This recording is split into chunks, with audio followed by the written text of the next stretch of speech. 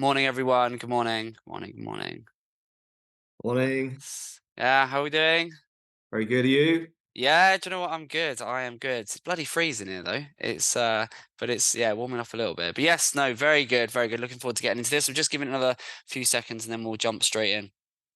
I'm going to apologise in advance because I've got intermittent electrics this morning. So if I disappear, I'll try and catch up with you another No time. worries. No worries at all. If you just jump, yeah, jump on mute. Yeah, that's fine. We'll get everyone ready to go. Right. Morning. Morning. How are you doing, sir? Very well, thank you. Good, good, good. Looking Oh, here we go. Yeah. here's what we've got to say this morning. Sorry, say again. Just looking forward to this Well, it's morning's gonna. Do you know what? session. It's gonna be good fun. I'm looking forward to this. It's the first one I've done this year. So I did a few last year, but yeah, this is. I've been a bit of a lackluster start to the year for me. I've been so busy. I sort of thought, oh, it's the end of Feb already. What's going on? But no, this should be good fun. All right, let's get into it. Firstly, can I just say a massive thank you for those of you that have jumped on and joined me. I really appreciate it. I'm absolutely going to do my utmost to ensure that this is super valuable for you. The premise of this webinar is simple enough. I want to discuss why your digital marketing isn't working, and then what to do about it. And this really stems from speaking to a lot of brands of late, and finding out. Oh, there we go. And finding out why they're seeing some recurring themes and some common themes as why their digital marketing is working, and I'm finding myself repeating the same points of that this is what you've got to do. And I thought, you know what, that's going to be useful. I can share that with you guys. So I can kind of boil this down to three reasons why I believe so often is the case that digital marketing isn't working. So the first one is the world's changed. The world has massively changed, and so many brands, small brands, big brands, their digital marketing just hasn't evolved. It hasn't moved with. Oh, I'm just going to keep letting people in. It just hasn't moved with the times. And what I mean by this is here's just some of the most common themes. I'm sure if you guys read through this, you'll be able to relate potentially to at least one or two of them. So brands, small and large, still believe that SEO is as simple as, oh, I bolt on Yoast SEO, which is a plugin for doing some basic on page, or an equivalent depending on your setup and your website. And a lot of brands are still believing that SEO is just about, well, I've kind of one and done. I've done my SEO. I've optimized it. I've had it audited. Therefore, the SEO, yep, that box is ticked. And it's just so not the case. SEO is so much more involved in that, and we're going to get into what and why and what that looks like. Similarly, brands seem to fall into one of two camps. They seem to. I'm seeing a lot of brands that are still believing that their content marketing and their content strategy consists of, well, we write one or two pieces a month and we just kind of put it up, and we can't really see the value from it. But hey, we've been doing it for years, so let's just keep on doing it. Or what we're seeing last year is a lot of brands are going the complete other way, and they're going, oh, this chat GPT things, this is amazing. Right. We can now get this to do everything for us. And they're churning out masses of content, very low, sort of very average quality. And it's a bit of a spray and a pray approach. And we're seeing lots of brands fall into one of those two camps. Neither of them is the right way to approach it.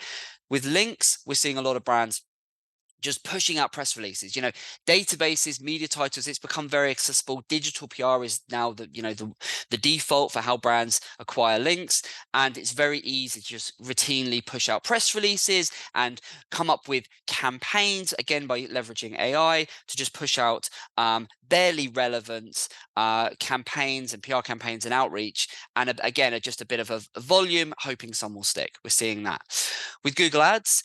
So many brands are completely focused entirely on ROAS. ROAS seems to be the only metric that brands are focused on. And well, if the ROAS is good, then life's great. If the ROAS is not good, then we've got a major problem. And it's just not the case. With any kind of paid advertising, you should use a mix of metrics, and we're going to get into that. And we're seeing brands getting really focused on, well, my ROAS is really, really good. Therefore, I can't understand why it's not working. And you have to look into it.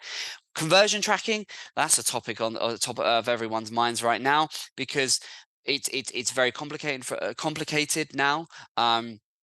And again, we're seeing that brands and their agencies are assigning lots of conversion actions as goals to try and inflate the numbers, and therefore you're getting conversions and goals that are not technically having a value attributed, and therefore it's falsely inflating the numbers. And it's as the brand, as a business, you're looking going, well, that just doesn't feel right. It doesn't, I'm not seeing that in the till. And it's because you've got all these events and things like adds to cart and all of these things being attributed with a value to try and drive up that ROAS, because that's the single focus. And then lastly, with the social media, we're seeing, again, a lot of brands assigning the social media strategy to the office junior, and then that person is just being there to push out the content, and it's not really sticking. No one's really bought into what and why and how. And again, we're seeing that. It's not always the case, and it's certainly not, no one brand is falling into all of these, but a mix of those traits is what we're still seeing in 2024 with, as I say, these are brands, some of them are sub a mil, some of them are 10 mil plus D2C turnover, and they're still doing these trades. And that's just the first one. The second one is the data and tracking. Data and tracking is poor across the board, and there's some reasons for this. Fundamentally, the world of tracking it has become really confusing, and the whole industry is having to keep up. Agencies are having to learn as they go, and brands are having to figure out the what, the why, and the how. And I totally get it. We're seeing GA4 that rolled out. I'm assuming I'm have to make some assumptions for everyone on this, but we're seeing GA4 was a massive change over the last couple of years, and brands are still having to learn. And the consensus seems to be from a lot of marketers, well, great, GA3, or the Universe Analytics as it was, that was a great tool for marketers, and now GA4 is seen more as it's a tool for analysts. And largely, I would agree that falls in line with what Google has sort of said. They want it to get more analytical, more data driven. And that's causing issues for the marketer who only knows a little bit about Google Analytics. It's a whole new world. It's a whole new platform to have to learn, and it's confusing a lot of people. Add to that data-driven attribution. And again, we're going to get into what this looks like, but brands are really confused with data-driven attribution. And again, we get it, and we're having to do a lot of consultancy and a lot of hand-holding on the what, the why, the how, and how it all works. And then equally, lots of brands really are struggling to get a single source of truth. And I'm sure most of you on this webinar will be able to relate to this. A single source of truth. What I mean by that is you've got all of whatever platforms you're using to market your brand, whether they're organic, whether they're paid, affiliate, referrer, etc. They all have their own gate. They're all walled gardens is a nice simple way of putting this. And what I mean by that is they all like to self-report. The trouble is they all report in different ways. So you've got some platforms reporting on clicks, you've got some reporting on impressions, you've got some reporting conversions based on view through impressions, which means they didn't even engage with your ad, but that platform is going to take some credit. It causes misalignment when it comes to tracking, and it's a bit of an issue. And we see almost every single brand we're talking to is struggling with this. I think it's a common theme, and there's not enough people talking about it and acknowledging it, and therefore fixing it. So that's another big problem. Then the third one is brands are just not unaware of their reliance on what we call the 4 pillars. And I'm going to get into what exactly that looks like. In a nutshell, though, it's really brands don't understand how reliant they are on what traffic they're buying. So, your Google ads, your Meta ads, your TikTok, all of that. They're just not sure how reliant is my brand on the traffic that I'm buying to acquire. Then it's how much of my visibility, my traffic, my sales is being driven by repeating customers, by returning customers, therefore those people that know the brand. Third area is brands, again, just not fully understanding just how reliant they are and what's working within the traffic that they are nurturing. So those social media followers, your email marketing list, how reliant you are on the referrers that bring you traffic on a regular basis that turn into sales. And then the last one, it's about your SEO, your content, and just organically outside of the brand, how reliant is your brand on those channels. And this is just, again, we see this across the board, is a lot of brands are just really confused with, well, I didn't realize I had a 60-70% reliance on paid traffic. Okay, that's potentially a problem, because when Google, as they did, whack up their prices by 10-15%, you have to play ball, because you're at the mercy of the Google gods. Now, that's just 3 things, 3 areas where we're seeing very commonalities among the brands that we're talking to. So if we look to the future, because that's all very quite depressing and a reality of just what we're seeing. What I want to do now is look ahead to the future. And as I say, in this webinar, I'm going to spend the next 20 minutes or so just giving you some really actionable things that I want you to take away. And I'll be sending you the slides, I'll be sending you a recording of this webinar, but I want you to be able to go away and implement this into your brand and actually see the benefits from it, because I guarantee this stuff works. It's simple, but it's effective. I love it. Keep it simple, stupid. It's a big believer in that. So before I do that, though, what I want to do is really take you into the future and give you some behind the scenes of what I'm seeing, what we're seeing within the circles that I operate, that's at the cutting edge of digital marketing and of e-commerce and of retail and just of e-retail, and how that's evolving and what's happening within Google search. Now, some of this you may know, some of them you may not. And again, if you've got any questions on any of these, note them down. I'm happy to delve into them further at the end. Search discovery, i.e. how customers, end users find your product, find your service, find you as a brand and discover you, that is increasingly going to be done in the search results page, so the SERP, which is the search results page, not on your website.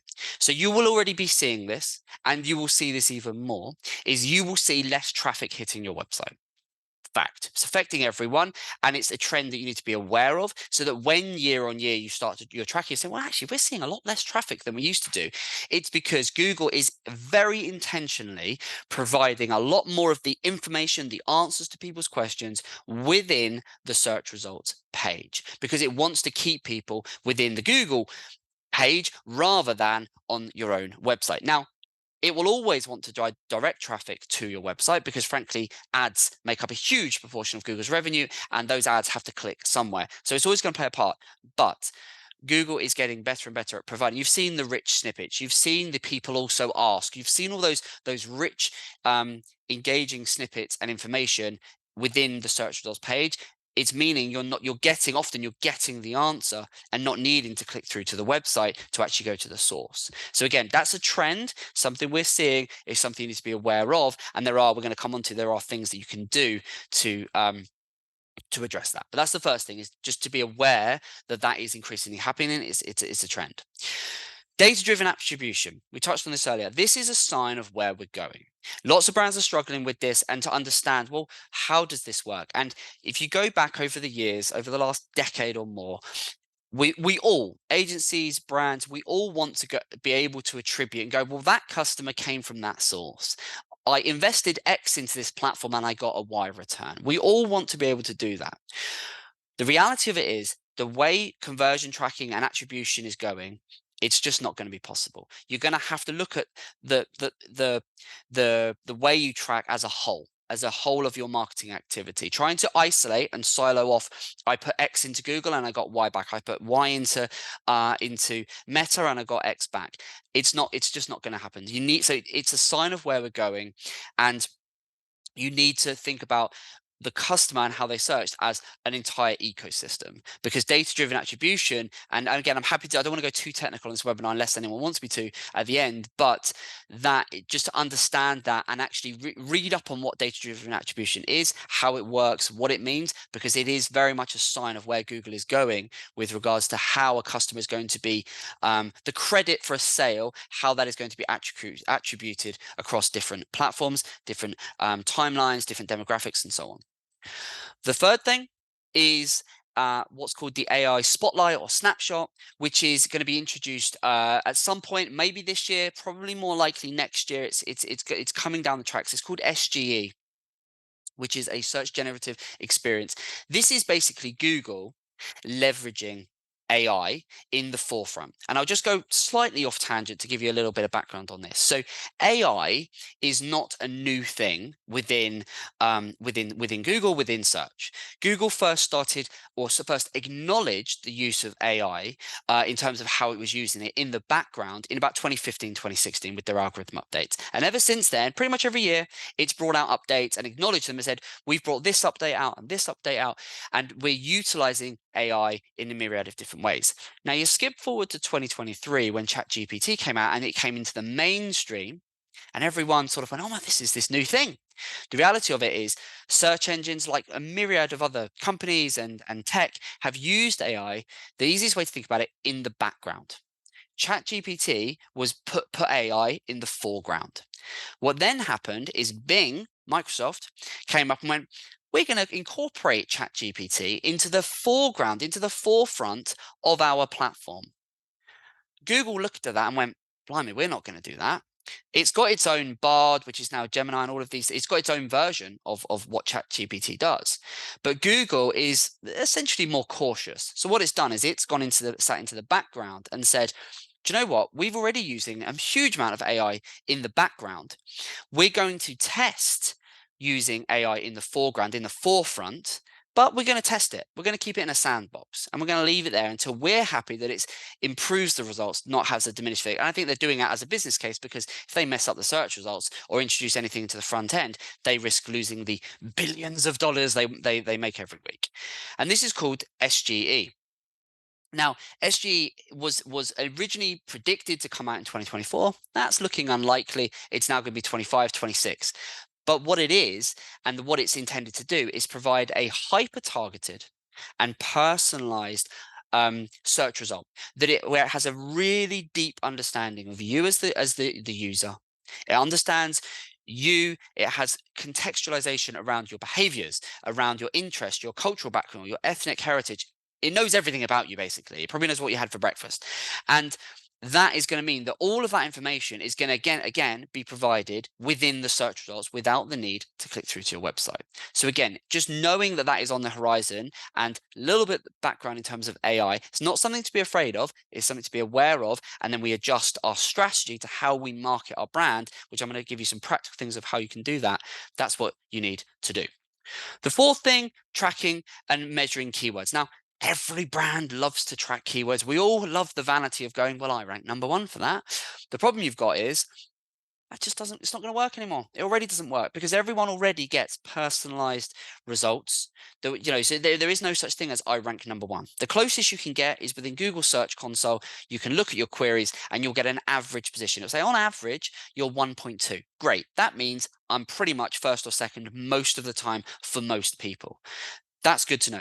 There is no such thing as I rank number one. And increasingly, with the AI features that are going to be already rolling out, and there's a lot more to come, the way users are going to interact with the search results page and therefore click through is going to diminish so if you're getting a keyword report on this is where you rank, just know that is already an outdated approach. It should be, in fact, pulling your average positions out of GSC. And outside of that, you're not going to get those same keyword positions. It's just not going to become. It's not going to become a thing. It's not going to be a thing for much longer. The fifth one is paid advertising. You're already probably seeing this. Video is just going to increasingly dominate. Video is the barrier to entry for video is just diminishing. More and more brands are already using video, and crucially within that, omni-channel audience management is again going to become another key focus. What I mean by that is essentially looking at your audience as a whole and understanding that their interaction with paid advertising, that's part of the funnel, it's part of the ecosystem. So those are just a few things to be mindful of. If there's any questions, I'm happy to answer them at the end, because what I want to do now is share with you some practical things that you should be doing today. So really, it comes down to understanding that digital marketing in 24 and going forward is really just about digital brand building. The brand is key. Building yourself a brand is just, and look, people were saying that 10 years ago, people were saying that 20 years ago. With the way AI is increasingly getting involved, with the way the online trends are going, you need to focus on building a brand. And I'm sure most of you on this call are doing exactly that already. So I want to give you some really practical things that you can actually take and do right now. So with your SEO, and that, each of these topics are huge. I could do an hour, I could do a whole day presentation on each of these. But if you think of your website, the technical side of a website now, the bar has been raised so high. You look at your Shopify's and your WordPresses and all of these platforms, tech out of the box is so good now that really you need to make sure that those foundations are in place, which they should be, unless you've really made a hash of it. But what you need to be thinking of your website is it just needs to be really fast and easy to navigate and intuitive to use, right? Don't overcomplicate it. People love to overcomplicate this stuff. And understand that with your SEO, which is all your organic, it's how visible you are outside of paying to play. Just understand that retention is the name of the game. So acquisition, there's so much talk at the moment, and I'm seeing it and we're seeing it around acquisition. The cost to buy a new customer is increasing tenfold. Therefore, retention is so important, and it's going to become important. So nurture and make sure you are looking after those existing customers, and you are really focusing on how do I get more out of those I've already got. So for example, when it comes to SEO, how much time are you spending looking at and analyzing how users are interacting with your content, where they're clicking on the website, how they're engaging with your site, where are the key wins and the losses within the people that are already on your website. So much focus with SEO is about, well, let's get more people in, let's get more visitors to the site, let's increase our visibility, let's get more keywords out ranking or more content created. How much time are you actually spending on focusing on, okay, what have we already got? We already get 10,000 people hitting our site a week. Okay, how many of them are converting? And then how many of those are actually engaging? How many are dwelling, their dwell time is good? How many are clicking around the site and engaging? Really, really important. Getting a really deep understanding of the post-click engagement. Now, owing to GDPR and various privacy updates that are coming out, there's one coming out next week that we are busy working on right now from a European new legislation that's coming out. There's the rules of how, as brands, we can track our customers and retarget them and engage them is becoming increasingly difficult, right? We're moving to a first party cookie world, third party, not so much. So the way I look at that is I go, okay, well, the who is becoming increasingly difficult to know. Therefore, let's let the person in. Therefore, what I want to focus on is where, when, and how.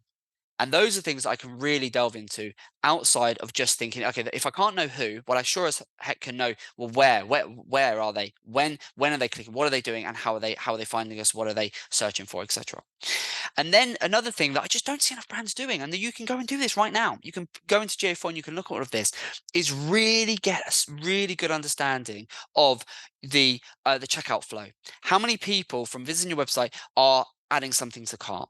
How many of those people are going through to the checkout, and how many are buying? And then reverse engineering that and looking at, of all the content, of all the products, of all the categories, of all the pages you've got on your website, where's driving in the most people to the website? You reverse engineer that. It is so powerful to then be able to tell you where you need to focus more of your SEO time and energy. And I just don't see with SEO, I see so many brands talking about, I need more. And yet they're often sitting on a gold mine because they're just not focusing on how do I get more out of what I've already got. So that should be where they're things you can actually go and do right now. And you may be doing them, you may not. When it comes to your content marketing, simple aim. You need to be aimed to be cited as a resource, as a source.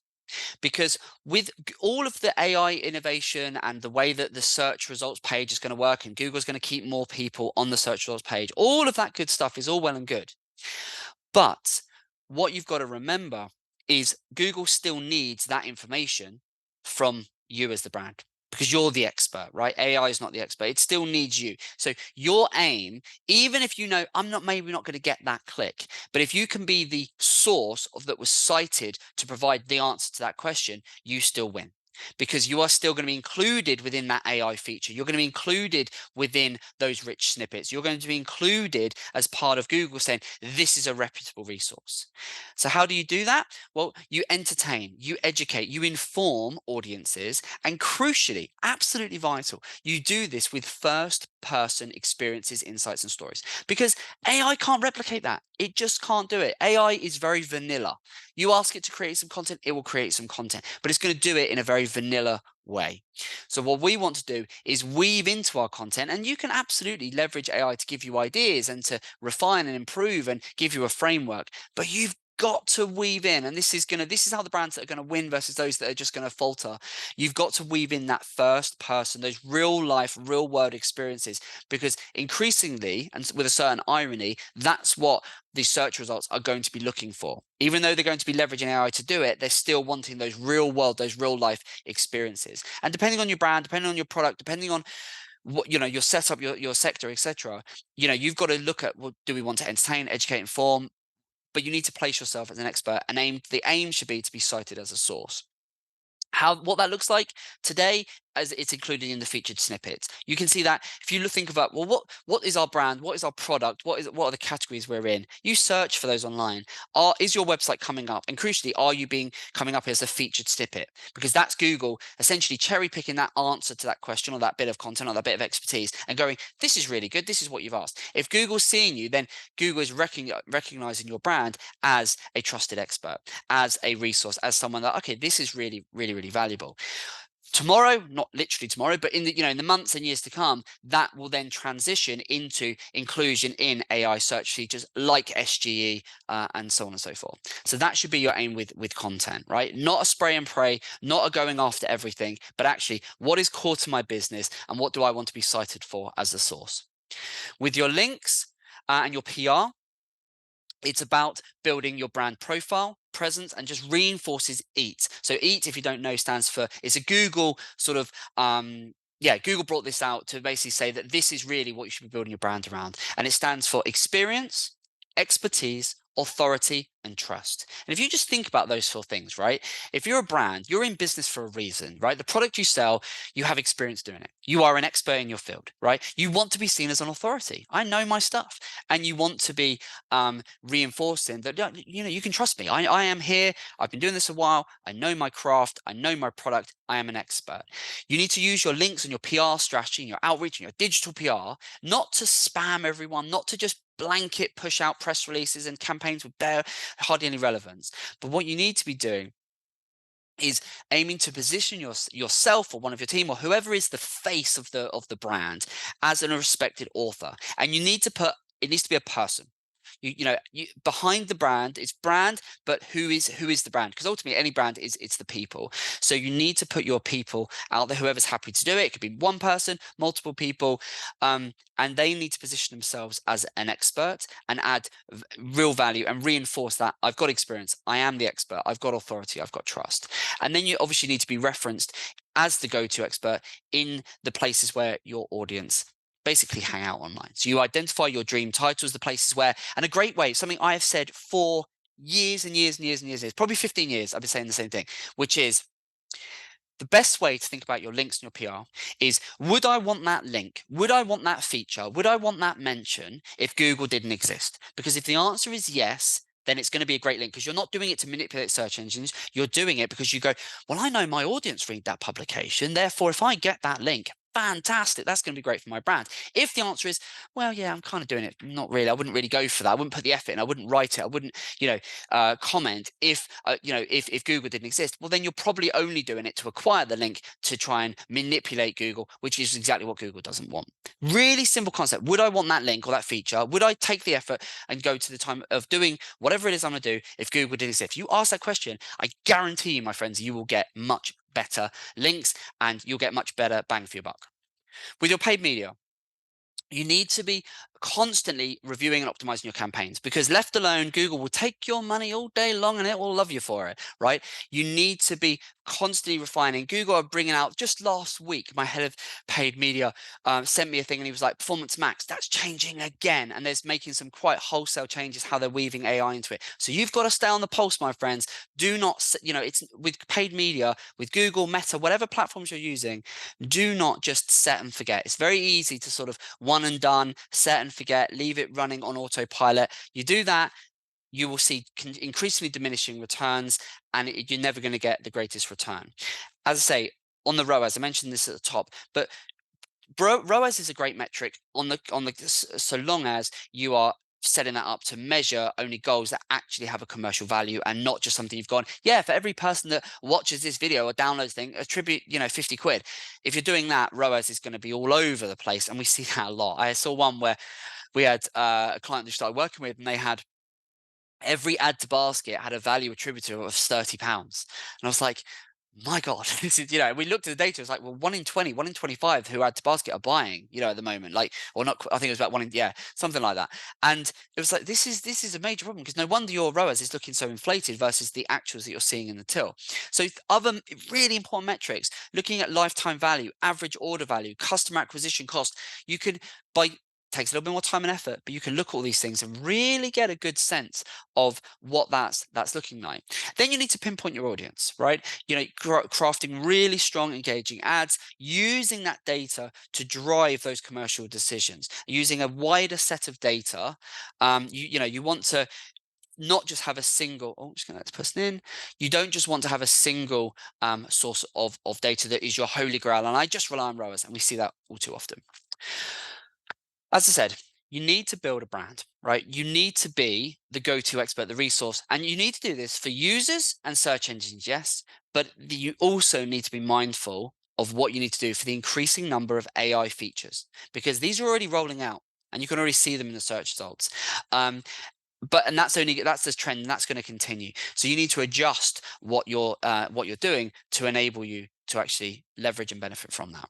Now, what I want to do is give you a bit of a framework, I guess, for success, things you can actually do.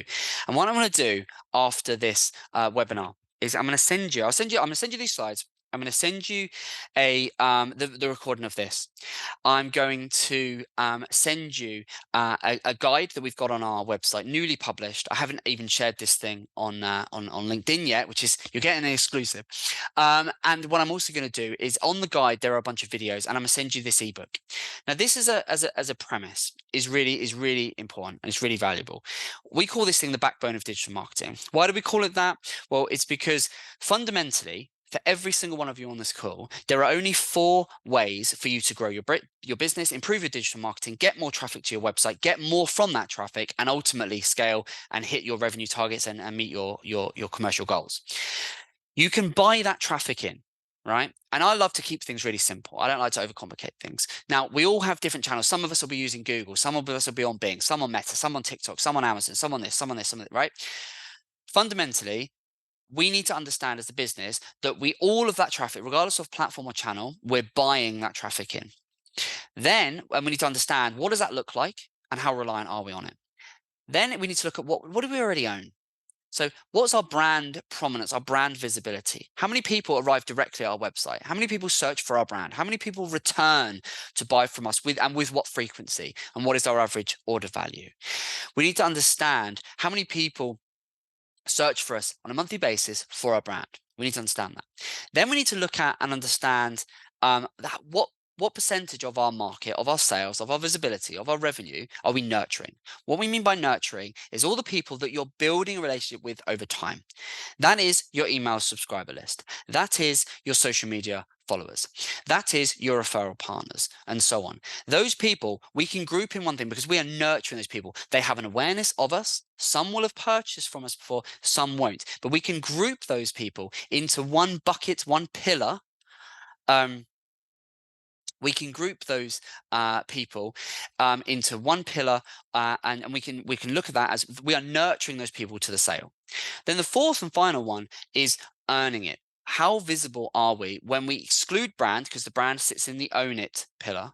When we look at what we're earning, what does our SEO look like? Where are we in terms of how visible are we? How much traffic are we getting? What visibility do we have for what products, for what categories, and so on and so forth? It's a really simple concept, and we overlay this for every client we work with, and we get an understanding of what reliance do we have on buying it, owning it, nurturing it, and earning it.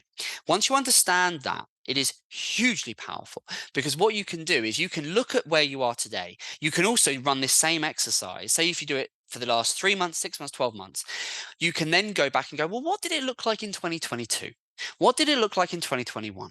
And then what you can get a really clear sense of is, okay, overall, let's say your business is growing and you're growing at 20% year on year, and you think this top line looks fantastic. We're growing by X, we're remaining profitable, we're scaling nicely.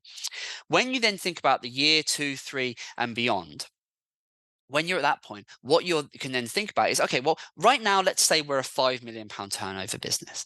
And let's say the next 2 years, 3 years, we want to go to 7 million, 8 million. That's all well and good. But what you can do, and what we do with the brands we work with, is we say, okay, well, that's fine. But then what we want to understand is, how reliant are we on each of these channels? So we go, right, of that 5 million that you're doing direct to consumer, what percentage of that, in terms of percentage and real revenue, is coming from the traffic that we are buying? So it might be, we crunch all the numbers, and you can pull all of this out of GA4 and GA3 and your own data as well. And you can go, well, right now we have a 30% or 40% reliance on buying that traffic. We have a 10% reliance on, say, earning it or whatever. And then you can identify which of those pillars you're strong and which are you weak, and where are the opportunities. And we've done it where we look at everything and we actually go, well, this brand, they're hugely reliant on the traffic that they are buying in, and they're doing nothing when it comes to the traffic they're nurturing, because they're not focused on their email list. They're not building an email list, or they're not focused on their social media channels. Or we have other clients where they believe they're oh, SEO, yeah, we're really visible. And then we look at everything and we go, no, the only thing you're visible for is your brand. And so we have to then separate that and go, well, the brand, people search for you. So it's great. They're existing customers. They know you. They're searching for your brand. But if we put that into, these are not necessarily new people. I mean, it's not an exact science. Some will be. But for the most part, these people know of us. They're probably more likely to be a returning customer. Therefore, we exclude that. How visible are we? And often that surprises a lot of brands.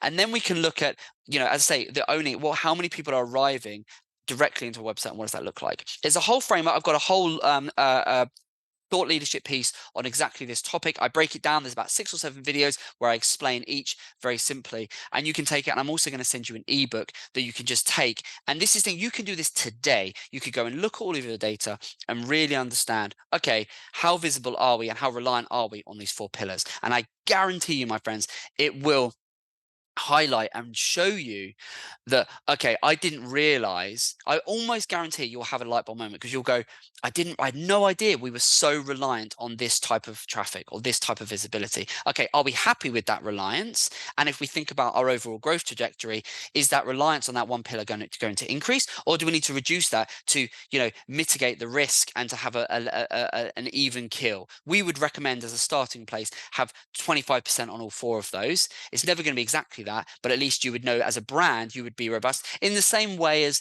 a business, you never want to have any one customer be a huge proportion of your turnover, for obvious reasons, right? Same principle with digital marketing.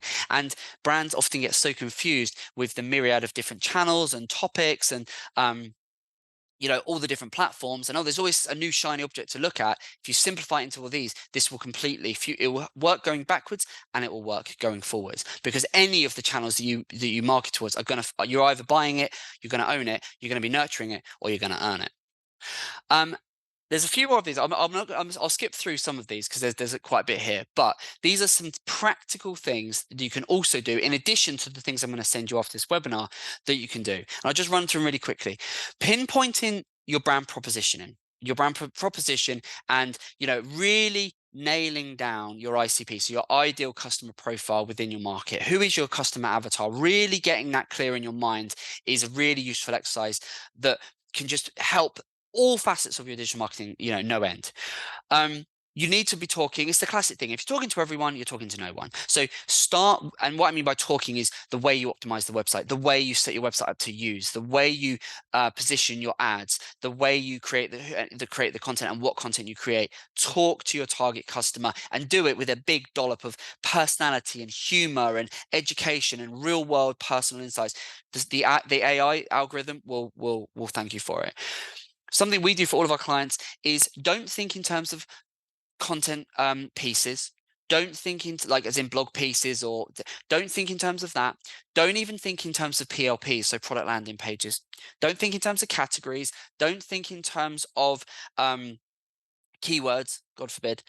Focus on topics. As a brand, put what you sell and what you're trying to market into. Think of what is the topic that encompasses, and you might have 1 topic, you might have 10 topics. Think in terms of topics, and then map out for that topic, what do we need to be known for? How can we build and reinforce that experience, expertise, authority, and trust for the topic of what we're trying to market? Then you can look at either there's two schools of thought here. Some brands need to upgrade and expand their content because they just kind of, you look at it and you go, it's a bit lackluster. You've relied on AI, or you've just cherry picked an idea without real thought in terms of how and where does it map into a topic. So some need to expand and upgrade their content. We do content upgrades every month for all of our clients without fail. Other brands need to consolidate their content because you look at their blog and they've got 500 pieces of content they've created over the last 10 years and 1% of them get any engagement and traffic. Look at culling it. You've then got your user engagement. Again, focus on that retention piece. What are users doing? It can influence the site architecture, how the website flows, etc., etc. And here's another little thing. Use how people search on your website. All too often, if you connect that in GA, you can look at how people are using the search function. If you have one on your website, and if you're e-com, you definitely should have one. It should be quite prominent. How is that being utilized and what are people searching? That will give you some absolute gold that you can then take and think, okay, I need to rejig because people are searching for that, therefore they can't find it, and you can bring it to the forefront. Put people and brand at the forefront of your PR strategy. You're going to need to master schema. Now, AI is beautiful for this. But understanding schema, having someone either in your team or as part of your agency that understands how to leverage schema, because the way the AI features are going to pull in your information into those rich snippets is going to be leveraging, it's going to be using schema, and you're not all going to become schema wizards overnight. Leverage AI to help you do it. It's very, very powerful if you do it in the right way. Really, you're going to need to understand and segment your audience. Personalization is going to be key. So really, really, really get, not enough brands are leveraging audience management within their ads, within all their campaigns they're running, and it's just such an opportunity for personalization. If you think your email marketing, your retargeting, etc. And then obvious ones, spend your budget where it's converting. Don't just, if you've got a shopping feed, don't just plug all of your products in. Really understand which are the most valuable product, where do you make your margin, what works, and focus on those ones. You don't need to feed the entire shopping feed in. Into Meta, into Google, we see brands just doing that, and we go, well, if you just cull 90%, focus on the top 10%, you'll just get a better return. We don't see enough brands doing that. And then obviously, as I say, the commercial data beyond the ROAS is just understanding that difference between cost per acquisition and customer at the customer acquisition cost, the lifetime value, and so on. As I say, after this, I'm going to send you this ebook. It's got loads of stuff in it. I'm going to also send you the link to the website so you can have a read of that. There's a whole bunch of videos on there that'll really help you. And I think if you really take away from that what reliance does my brand have on buying, owning, nurturing, and earning our visibility, our traffic, our sales, you will find some really interesting insights. So I'll be sending all of that to you afterwards. Quick recap then. I think we're pretty much on time. Very good. I am pleased. Right. We've looked at 3 reasons why the digital marketing is not working, discussed what the future is going to look like, and then we've looked at what we should be doing today. A massive thank you for joining me. I really hope everyone's found it useful. Some lovely comments, so thank you. I hope it's been useful. We're planning to do a few more of these where we're going to do a deeper dive. And when you check out, when I send you the ebook and the backbone of digital marketing, I really would appreciate your thoughts on that, because that as a concept has been something I've used internally since 2016 here within the agency, as in it's been part of the internal documentation of, guys, this is how we need to think about and optimize our clients' digital marketing campaigns. Never publicly shared it before, and the decision to share it has been born out of seeing the same issues, and it's the same misunderstanding of, me just looking at a client's data and going, you're 80% reliant on Google Ads. Like, that's a problem. We need to fix that. And I'm hoping it can kind of provide some light bulb moments for everyone. But thank you so much for joining, everyone. I really appreciate it. And I look forward to speaking to some of you guys soon. And I'll send you all of that stuff over. All right. All the best. Thanks so much. Take care.